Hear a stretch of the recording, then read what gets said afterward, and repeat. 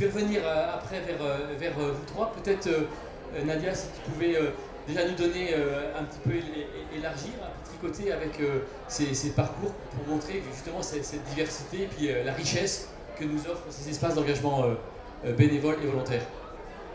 Oui, ben, je vais simplement vous livrer deux réflexions à l'écoute de ces témoignages.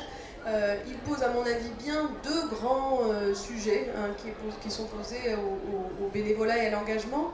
D'abord, c'est la relation, disons, aux politiques, ou la relation bénévolat, militantisme, volonté de transformer la société ou pas. En fait, je crois que...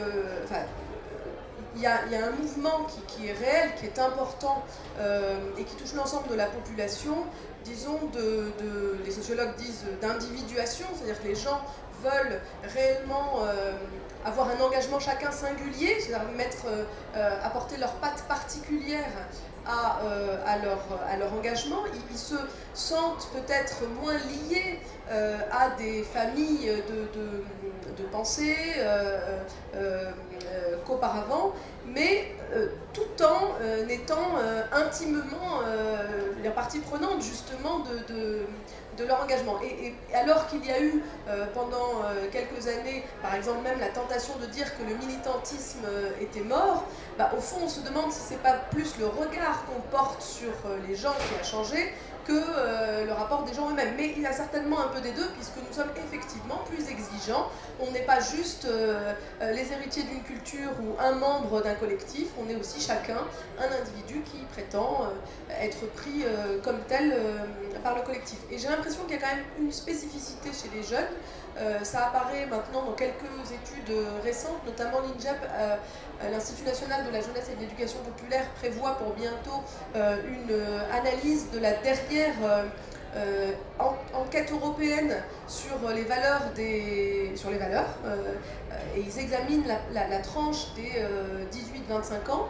Et cette enquête montre que par rapport à 99, il y a 3 fois plus de jeunes qui s'engagent au service d'une cause. Enfin, dans une démarche plus politisée, disons, on va dire, de manière plus rapide.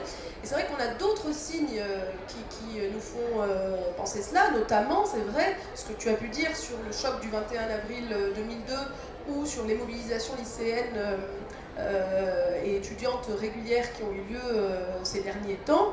Il y a manifestement, après une période plus pragmatique, un renouveau d'une forme plus revendicatrice d'intervention, mais qui définitivement quand même a rompu avec la période précédente, c'est-à-dire qui reste aussi très...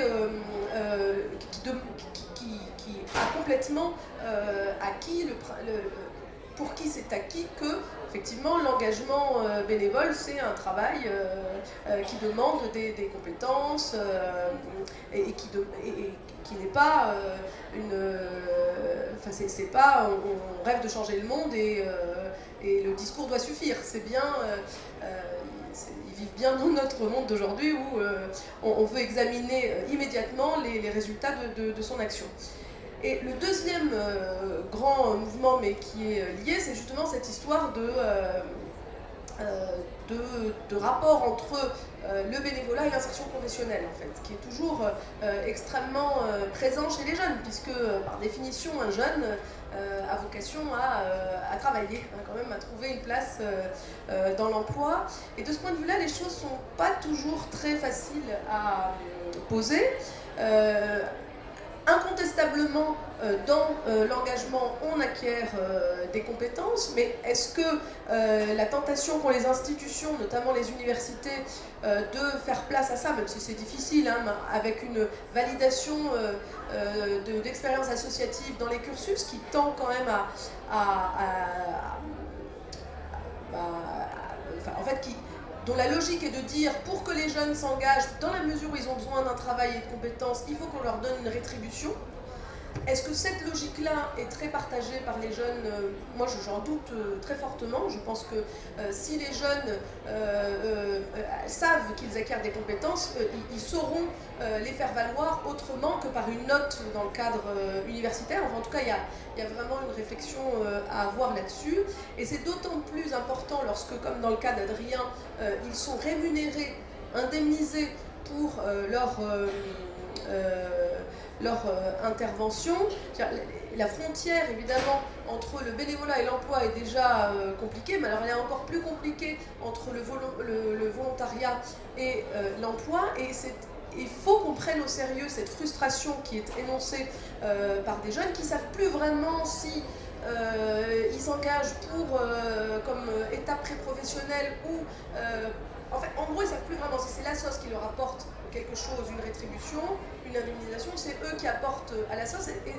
Et je pense qu'il faut qu'on entende cette difficulté-là, parce que si on veut que le volontariat durablement serve à faire rentrer des gens qui ne se feraient pas forcément rentrer dans nos associations et à leur donner les moyens de les modeler réellement, il faut qu'on fasse tomber le bénévolat dans l'engagement et pas dans l'emploi, tout en résistant aux jeunes eux-mêmes, parce que les jeunes eux-mêmes, justement, ont besoin d'un emploi derrière, et donc on peut aussi privilégier en notre sein ce qui sera le plus professionnalisant.